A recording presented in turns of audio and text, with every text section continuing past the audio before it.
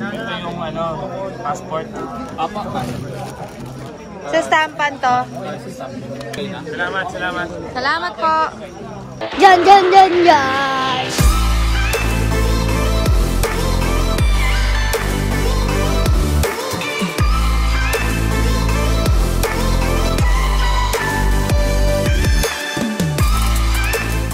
Hello, hello!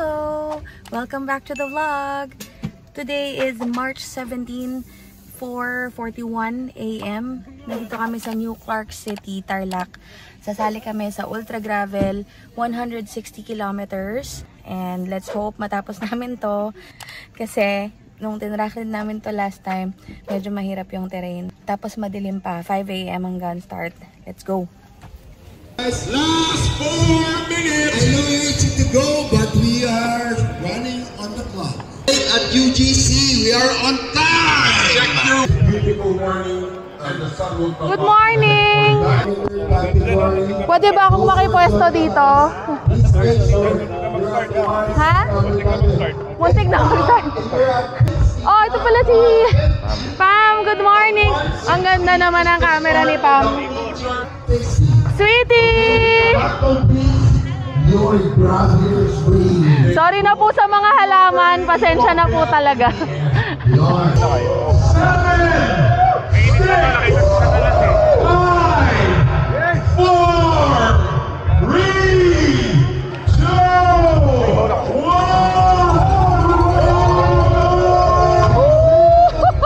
1. Not a race.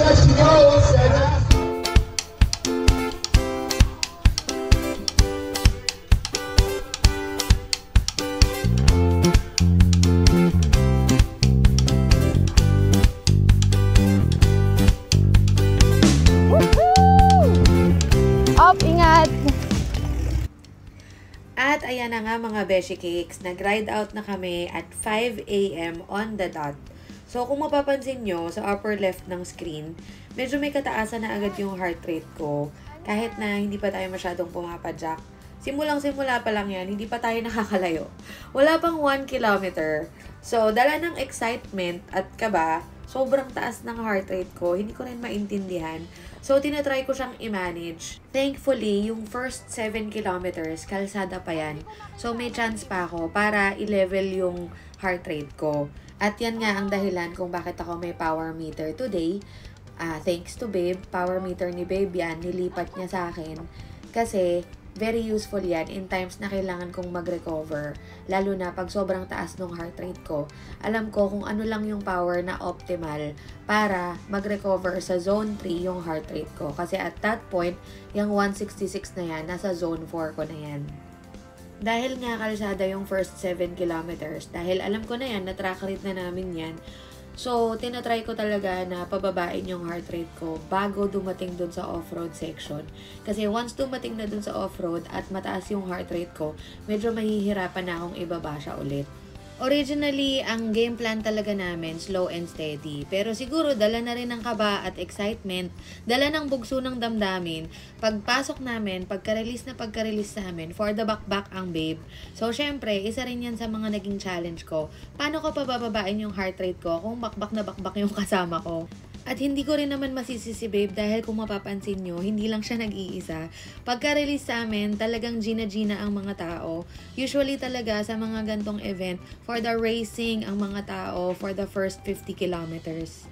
Usually, pag sa kalsada, hindi naman ako masyadong nahihirapang habulin or sabayan yung pace ni Babe. Kaso kasi ako, para akong diesel. Usually, parang kailangan kong nagiinit muna ako. So, sa umaga, kadalasan talaga mabagal ako. Kaya pagka mga gantong events, nagtitake ako ng power gel mga 10 to 15 minutes before mag-start yung event. Yun nga lang, this day, nakalimutan kong mag-take dahil nga nagmamadali na kami, tapos late na kami. So, na-realize ko na lang siya habang nag-aagaw buhay ako kakahabol kay Babe. So, at 3.5 kilometers, nag-decide na akong i-take yung power gel. Kasi once na pumasok kami sa off-road segments, hindi na ako makakapag-100. So, mag-aantay na ako ulit. Alam ko na ang haba ng mga off-road na segments dito sa ruta na to. So, mahihirapan ako pag hindi ko pa tinake ngayon. So, at this point, kaya rin ako nag-take ng power gel kasi alam ko na yung plano ni babe na i-share niya na sa akin.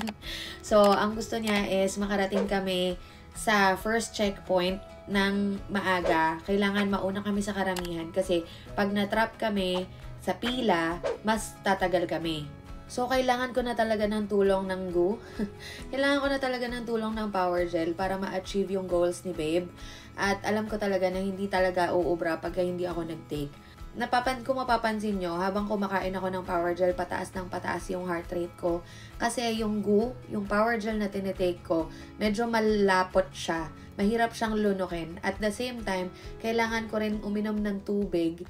Pag umiinom ako ng tubig galing sa hydro bag, kailangan ko mag-hold ng breath for a few seconds. Kasi hindi ko mapagsabay. Hindi kasi siya katulad ng sa bote na isi-squeeze mo lang. Yung sa hydro bag, sisip-sipin ko siya sa hose.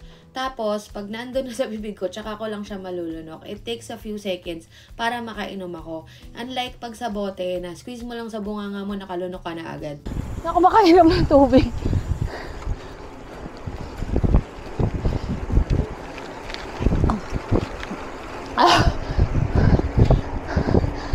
Ayan, 'di ba? Rinig na rinig ang paghihingalo ng Mamshi Cakes. So, habang umiinom ako ng tubig, habang nagtatake ako ng GU, habang ginagawa ko lahat ng yon, hindi rin ako pwedeng magpahinga. Hindi pwedeng bumaba yung cadence ko, hindi pwedeng masyadong bumaba yung power ko. Kailangan yung speed natin nasa optimal na range pa din. Pero kung mapapansin nyo, ayan, bumaba na yung heart rate ko, nasa 162 na lang siya, na kaninang nasa 170 plus. Kaya naman kasi talagang i-recover nang hindi masyadong bumababa yung speed as long as alam mo kung ano yung range ng power na efficient para sa'yo. At the same time, since rolling hills naman yan, tinitake advantage ko yung mga lusong na part. So, kung kaya na hindi pumadyak, hindi ako papadyak. Para at least pag ahon ulit, medyo naka-recover na ako, mas tatagal ako at hindi ako masyadong babagal sa ahon. At 7.2 kilometers, ayan na nga mga Beshi Cakes, kumana na tayo papasok sa unang off-road na segment. At syempre, unang pasok, buhangin agad. Unang salang pa lang, medyo may kahirapan na talaga yung terrain dito. Dito na ako naging thankful na binakbak ni babe yung first 7 kilometers na kalsada. Kasi at least, hindi kami masyadong marami na sabay-sabay dito sa segment na to. Kasi medyo madilim pa talaga, tapos hindi mo makita yung daan. Pagka marami kang kasabay, medyo mahirap diskartehan. Hindi ako masyadong nahirapang humanap ng linya kasi onti nga lang kami. So, mas mabilis para sa akin sumingit-singit. Kinabahan lang ako kasi first time ko sasabak sa off-road ng ganito pa kadilim. Pero thankfully, kinaya naman ng mga ilaw namin. Tsaka karamihan din talaga ng mga kasama namin malalakas yung ilaw nila. Mabuti na lang talaga na track read na namin tong first 50 kilometers kasi at least familiar na kami doon sa terrain dito. Dito kasi medyo mixed talaga yung terrain. Merong mabato, may mabuhangin. Meron din part dito na mukhang malambot yung buhangin pero packed talaga siya. So may matagtag siya. At 5:37 AM, dumating na kami sa unang checkpoint at 15 kilometers. Muntik pa kaming lumagpas dahil meron kaming sinusundan na mabilis na grupo. Tapos lumagpas sila. Buti na lang, alerto to si baby. Sinabihan niya ako agad na ibang mali nga yung daan na yon. So, nauna pa kami. Ay, hello! Sige, daan ka lang. At dito nga natin nakasabay si Master Ian Howe. Syempre, hindi ako makadiskarte ng picture dahil mapapagalitan ako ng asawa ko. May priorities tayo. So, ayan si babe, nakapila siya. Pinapastampan niya yung passport namin.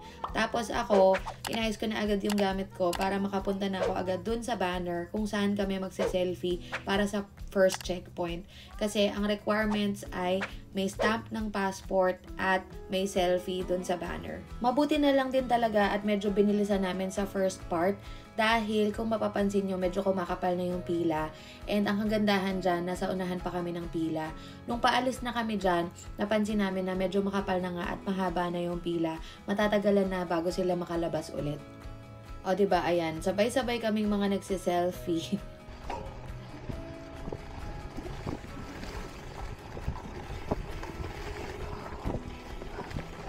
Slowing!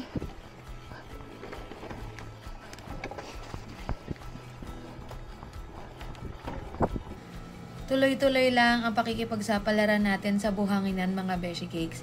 Ito talaga yung pinaka-challenge dito sa ruta na to. Kasi sobrang dami talagang parts na puro buhangin.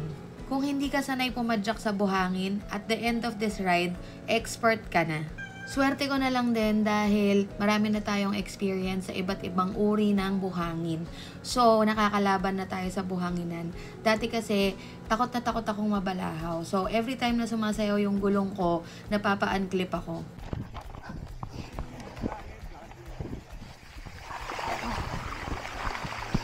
Malalim nga. Kencha na!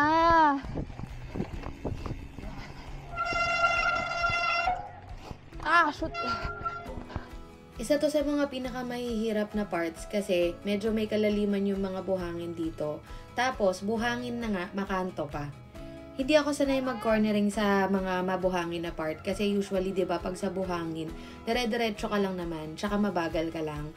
Basta ilalaban mo lang yung padjak mo. Pero kasi this time, medyo mas mabilis kami ng onte. Natatakot ako pag sa mga corners kasi baka mag-skid ako, diretso semplang.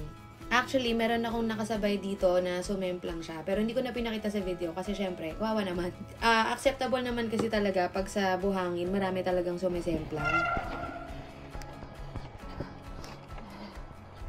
Ang ingay na rin ng bike ko, yung rotor ko pati yung drivetrain ko, medyo maingay na sila. Kaya medyo gigil na rin si babe mag-apply ng wet lube. Kasi nga, lumubog sa tubig, yun na nga lang nag-iisang tubig doon, ang lalim pa. Hindi ko maintindihan ba't di niya nagawang matuyo. Ha? Syempre, buhangin pa din, pero may kasama ng basura. Para mas challenging, di ba? Charing. Pero, ang haba talaga nitong buhangin na part na to, grabe. Parang 6 kilometers yata yun, puro buhangin lang. Dito sa mga parts na to, talagang lamang yung mga MTB. Kaya ayan, tignan mo si kuya, relax na relax siya habang nag-aagaw buhay ako.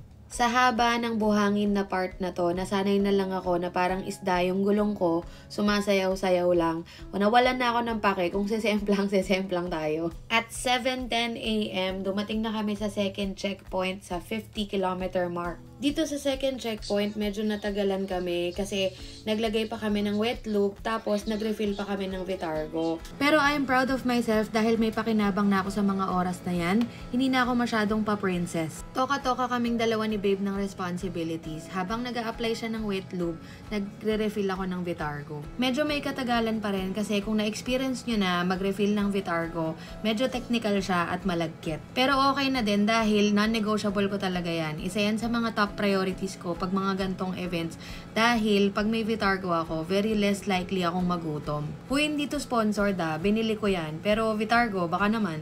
At ayan na nga, kung mapapansin nyo, 52-kilometer mark pa lang yan pero nasa off-road segment na naman tayo. Medyo onti lang talaga yung mga kalsada dito, mga Beshi Cakes. Kaya challenging talaga tong ruta na to. Patag, finally! Abang na abang talaga ang Mamshi Cake sa mga patag dahil hindi ako makainom, hindi ako makapag one hand. Kaya pag may mga patag, tinitake advantage ko yan para makainom ako ng Vitargo or makainom ako ng tubig. At this point talagang medyo nagsustruggle na ako kasi parang sinisipon na ako dahil sa kapal ng alikabok. Singhot ako ng singhot tapos lalong lumalala kasi kada singhot ko, ayan ang kapal ng alikabok so nadadagdagan lang. Habang patagal ng patagal, parang pahaba ng pahaba yung distances between kalsada. Parang pahaba ng pahaba yung distance ng mga off-road segments. Kaya ang hirap makarecover. Ang ng ulo. Nakabano na. Kung titignan nyo sa heart rate ko, zone 3 lang ako. Pero sa pakiramdam ko, feeling ko zone 4 ako. Dahil sa sipon, sobrang laki talaga ng pagod na nadadagdag sa akin. Itong kalsadang to, tuwang-tuwa talaga akong makita to dahil sobrang haba talaga ng huling off-road na segment. At packed yung segment pero matagtag. Kaya ang sakit na rin ng ulo ko dahil alug-utak levels. Sakto naman dahil isang oras na rin pala nakalipas nung huli akong kumain. Kaya sakto tong kalsada na to para makapag-recover ako. Ayan, kumakain ako ng saba. Itong saba na kinakain ko, binulsa ko lang yan galing sa second checkpoint. Kasi wala na kaming time kumain nun, kaya binulsa ko na yung 2 saba. Dapat tig-isa kami ni babe, pero sabi niya, kainin ko na raw pareho. At that time kasi, sobrang bumabagal na ako. Medyo nararamdaman ko na yung inis ni babe sa akin. Akala niya, dahil gutom ako. Pero ang hindi ko pa nasasabi sa kanya, sinisipon na talaga ako. At talagang love na love ako niyan, kahit minsan masungit yan. Dahil, siya din ang tagabukas ko ng saba. Pag mga gantong endurance events, on the dot yan, kumakain talaga ako every hour. Lagi akong may dalang mga snacks, like power gels, bars, saba, itlog, or kahit na anong kaya kong ibulsa at kaya kong kainin ng one hand nang hindi ako tumitigil. Sineswerte naman ako kasi every hour, meron dumadating na kalsada. Kasi nga hindi ko kayang kumain sa mga off-road. Kaya pagdating sa kalsada, sakto, kakain na ako. May tubig. Tubig. Bitargo. Sige.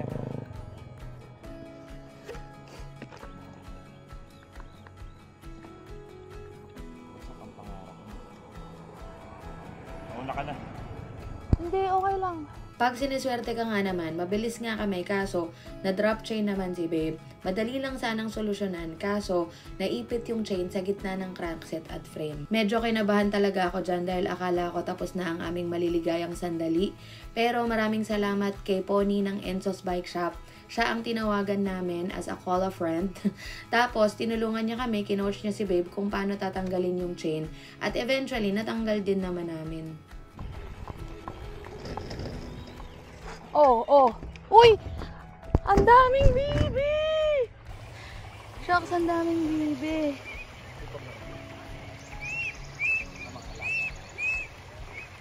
Ang ganda ng bundok! At 66 kilometers, ayan na ang bundok ng Arayat. Syempre, ang Mamshi Cakes for the scenery na naman. Tuwang-tuwa ako sa itsura ng bundok. Ang hindi ko alam, ito na pala ang scenery for the next 60 kilometers. Palapit ng palapit sa bundok, Mount Arayat in all angles. Itong part na to, yung favorite kong part ng buong ruta. Kasi maliban sa sobrang scenic ng view, mas madali din yung terrain dito. Kasi kahit na off-road siya, madali siyang i-ride. Na-maintain namin na minimum speed namin 20. Minsan umaangat pa kami sa 25.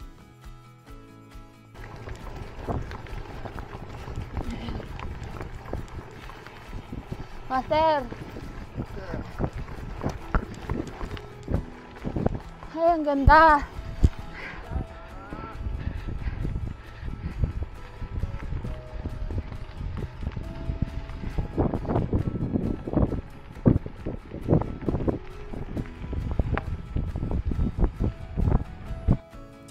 Ang ganda talaga ng ruta na to, sobrang scenic. Gusto ko sanang huminto para i-take in yung ganda ng Mount Arayat. Pero syempre, ang babe ayaw magpakabog. Pero syempre, hindi rin magrereklamo ang Mamshi dahil ginusto ko rin naman to. Syempre, bago tong ride na to, napag-usapan na rin naman namin kung anong mga goals namin at gusto rin talaga naming matapos ng maaga. So, teamwork makes the dream work talaga kaming dalawa ni babe dito. Kahit na siya lang talaga ang nagdadala sa aming dalawa. As a support lang talaga ang Mamshi. Ang role ko lang ay kailangan kong kumapit sa kanya. Dito sa part na to, medyo bumagal na kami kasi nga medyo manipis na yung daan. So, mahirap nang mag-overtake.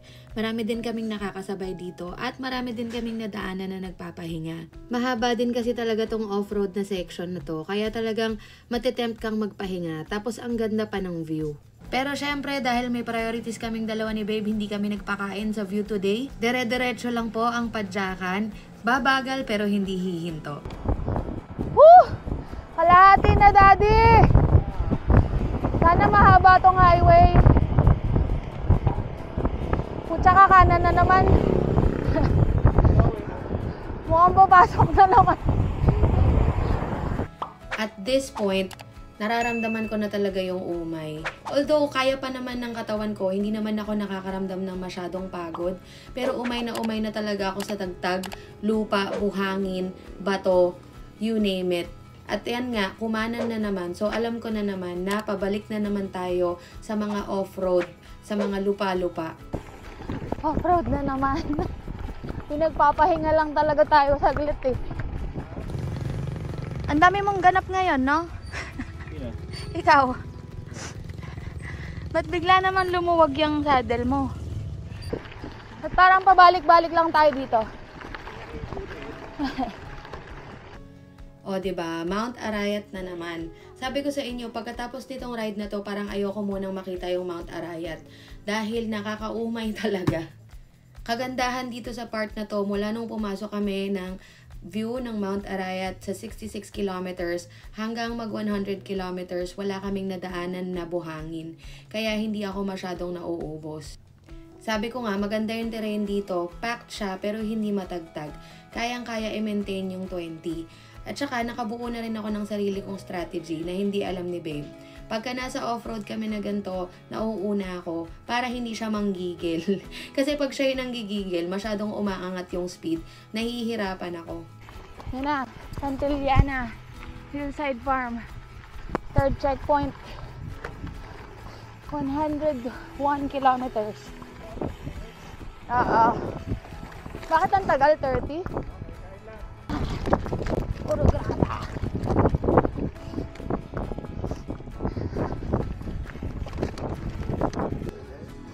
Sa makita yun ano. Grabe. Ay, lagay dito. Sana lang. Saan ako galing? Anong maklaseng mukha to, babe? O, diba? Meron kaming baon. Adobo. Hey! How many kilometers ka? 240. Wow.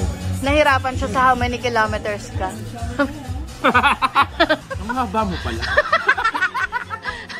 Hindi ka ready mag-English today? Pagod pa ako ha. Masakit Aray ko, ano ba yan? Kinramps ako sa chan. Sabi ko, Santiago. Ang haba mo. Ang sada yan. Ano?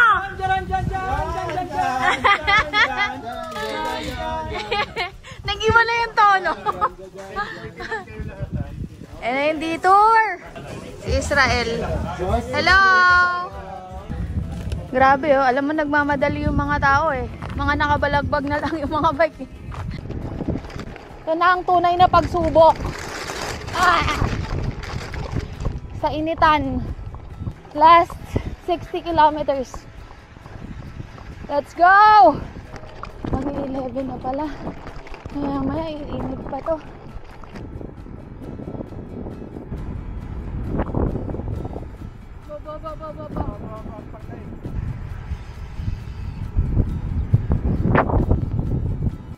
After ng last checkpoint, yung third checkpoint sa 102 kilometers, ang sarap ng padyakan namin kasi syempre feeling refreshed kami. Sakto lang yung kain namin, hindi kami masyadong busog, tapos nakapahinga din kami at nakapaghilamos. Siguro mga umabot din sa 10 to 15 kilometers yung kalsada na dinaanan namin pagkatapos ng third checkpoint. Kaya ayan si Babe, nagiinit na naman, napapasarap na naman. Pero ako, syempre, ganyan din, napapasarap din ako ng padyakan kasi namiss ko din talaga yung kalsada. Namiss ko yung walang tagtag. Syempre, wishful thinking na naman ako, iniisip ko, siguro baka hanggang ending na to. Kaya ganyan. Kaya nakikipag-ubusan na din ako. Pero syempre, dyan na naman ako nagkakamali. Maya-maya lang, papasok na naman kami sa mabuhangin. Travel na naman. At ayan na nga ang kinatatakutan ko. Pumasok na naman po tayo sa off-road segment. At syempre, ang pagkakamali ko dyan, hindi ko nakalma si Babe. So, nauna siya. So, ayan, nag-uubos na naman ako ng paghabol sa kanya. Kumakapal na naman yung buhangin, kaya nahihirapan na naman ako. Okay lang sana eh, kaso ito talagang si Babe masyadong mabilis. Hindi ko kayang sabayan yung pace niya, kaya nauubos ako. Imbis na dire-diretso lang ako, kinailangan kong tumigil sa part na to kasi sobra na talaga yung hingal ko. Ang usapan naman kasi talaga namin, 20 minimum yung pace. Although minsan bumababa. Pero, hindi ko akalain, hanggang sa buhangin pala, 20 ang pace niya. Pag mabuhangin kasi, diba, talagang mahirap naman talagang i-manage yung padjak mo. Kasi kailangan mong timplahin yung saktong padjak na merong karga, pero hindi ka masyadong magsispin. Ngayon, ang tendency dahil sa kakahabol ko kay Babe, ayan, parang hamster na ako. Umaabot ako sa 100 RPM, pero ang baba ng power ko. Tapos, syempre, dahil sa taas ng RPM ko, tumataas din lalo yung heart rate ko. Hindi efficient yung padyak ko. Kaya eventually, kinailangan ko rin talagang huminto. Tapos, dyan na rin kami inabutan ng matinding sikat ng araw. Kaya maganda rin talaga na technique pagka mga gantong endurance events, yung makapag-imbak na ng maraming mileage habang wala pang araw. Kasi malaking impact din talaga yung matinding sikat ng araw. Minsan kahit kaya mo pa, kahit hindi ka naman laspag, iba din talaga nagagawa pagka sobrang init na. Dito na nga kami inabutan ng detour. Nagpahinga kami saglit, tapos nadaanan nila kami. Ayoko sanang sumabay sa kanila kasi natatakot ako baka masyado silang mabilis. Pero sa kabutihang loob nila, sinabay nila kami. At itong mga to, 240 kilometers yung sinalihan nila. Isipin nyo na lang kung gaano sila kabilis para abutan kami. In fairness sa kanila, ang ganda ng dalahan nila. Hindi ko alam kung binagalan lang nila dahil kasama nila kami or dahil pagod na sila. Pero hindi ako nahirapan masyadong sumabay sa kanila. At saka feeling ko, kung hindi dahil sa kanila, mas mabagal pa kami ni Jose. Kasi syempre, dala ng hiya, kailangan kong sumabay sa kanila. Kasi nung inabutan nila kami, nagpapahinga na talaga ako. At medyo nawawalan na ako ng gana dahil nga ang init na. Mahina rin kasi talaga ako sa initan. In fairness, ganun pa rin naman yung speed namin. Ang target din nila ay maintaining 20. Pero syempre, dahil ayan, nasa buhanginan kami, medyo bumababa. Pero ang kaibahan sa kanila, mas maintain yung speed nila. Unlike na pag si babe lang kasama ko na tumataas yung speed pag nanggigigil siya. Yung last 30 kilometers, ito na talaga yung masasabi kong pinakamahirap sa lahat. Final boss ng mga final boss. Kung mahaba yung mga buhangin na segments kanina, ito na yung pinakamahaba sa lahat. Mga 20 kilometers ata to ng only buhangin. Buhangin as far as your eyes can see. Para talaga kaming nasa gitna ng desyerto. Minsan parang pinaglalaroan na lang yung feelings namin eh. Magkakaroon ng kalsada saglit tapos babalik na naman sa buhangin. Why naman like that? Gapang na gapang talaga ang katawang Barbie ko dito mga beshi cakes. Mabuti na lang talaga at nagstick kaming dalawa ni babe sa nutrition plan namin. Kasi at least, hindi kami nakaramdam ng ultimate laspag at gutom. Laking pasalamat ko talaga sa Saba, Fitbar, Power Gels, Adobo at Vitargo. At syempre sa grupo ng Detour dahil iba din talaga ang nagagawang motivation pag may mga kasama ka. Tapos ang ganda rin talaga ng pace nila. Hindi masyadong mabilis, hindi rin masyadong mabagal, saktong-sakto lang para maitawid kami. Feeling ko kung kaming dalawa lang naiwan ni babe dito na kami nag-away talaga. Kasi itong klase ng init na to, tapos sinaktuhan pa ng buhangin, kung tutuusin, nakakabonk talaga. Parang sa more than 140 kilometers, kung hindi ka pa ubos, garantisadong ubos ka dito. Pero thankfully, naitawid naman natin ang buhay. Sobrang gapang lang talaga dahil nga only buhangin. So ang tendency, one padyak at a time na lang talaga. Hindi ka din kasi pwedeng tumigil dahil wala kang sisilungan. Kung mapapansin nyo, wala talagang puno kahit saan. Tsaka pag tumigil ka, mas masakit sa balat yung araw. Sa mga naghahanap ng sisisihin, si Jeno Cuenco po, si Cristang Cabalen ang gumawa ng rutang to. Siya ang dahilan ng lahat ng paghihirap natin. Jeno, markado ka na sa akin. Charing. Sa totoo lang, ang ganda talaga ng ruta. Sobrang ganda at sobrang enjoy.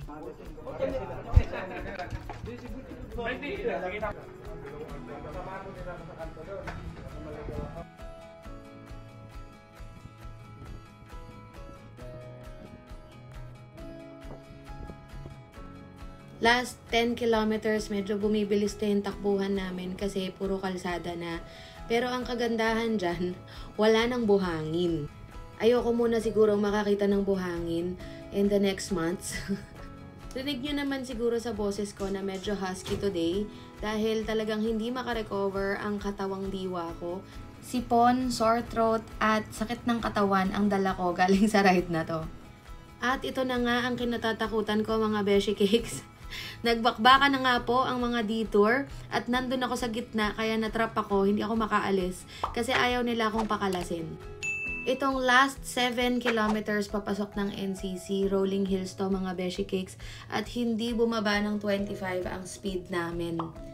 Tinodo ko na po talaga dito sa last 7 kilometers. Opo, hindi ko na po alam kung anong spirito ang pumasok sa akin pero kumapit ako with all my might. Maliban sa rolling hills, sobrang lakas din ng headwind dito kaya mahihirapan ka pag mag-isa ka lang. At sa kaswertehan ni babe, naiwan siya sa simula pa lang ng ahon papasok dito kaya na-drop na siya, hindi na siya nakahabol. Nililingon ko siya kaso ayaw akong pakalasin ni Coach Mark.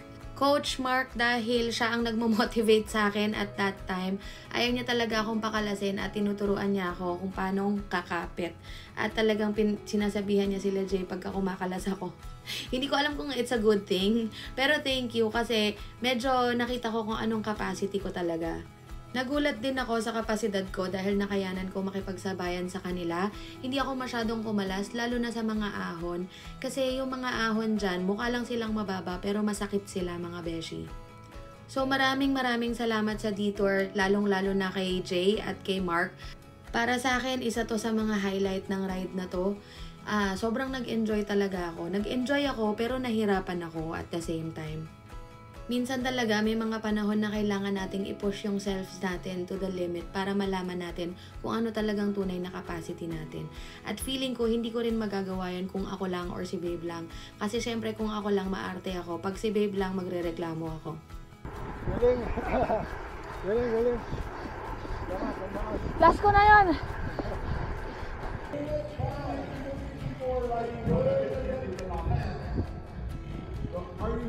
Ito po, oh. Dalawa kami. 1-7. Yay! Congrats po.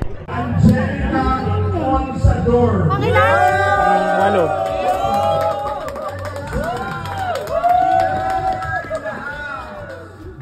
Angelica Consador, congratulations.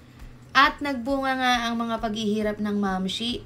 Top 6 overall sa women's category at top 2 sa women's category 35 to 39 age category. This is not a race pero hindi natin maikakaila na masarap naman talaga sa pakiramdam magkaroon ng mga gantong recognition lalo na pagka alam mong pinaghirapan mo talaga. Nandun na din kami ni Babe sa stage na we want to be able to do our best. Sa cycling kasi, 'di ba, iba-iba tayo ng state of mind. Merong mga sumasali for the experience lang, for enjoyment, iba-iba. Syempre, sumasali kaming dalawa para mag-enjoy. Pero at the same time, andun na din talaga kami sa stage na gusto na naming matest yung limits namin. Gusto naming makita kung ano nga bang capacity namin. Kaya naman maraming salamat sa mga organizers nitong mga gantong event. Dahil dito sa mga gantong events, nagkakaroon tayo ng space. Tayo mga siklista na maraming gustong patunayan. Charing. Maliban sa nagkakaroon tayo ng space para ipakita kung ano yung mga kakayanan natin, napakasaya din, 'di ba, na makasama yung iba nating mga kapwa siklista. Ang sarap ng kwentuhan pagkatapos ng paghihirap, 'di ba? Iba-iba tayo ng experience pero pare-pareho tayo ng pinagdaanan. Kaya congratulations sa ating lahat na sumali at nakatapos ng 50 kilometers, 160 at 240 kilometers. Mabuhay tayong lahat. At higit sa lahat, thank you for watching!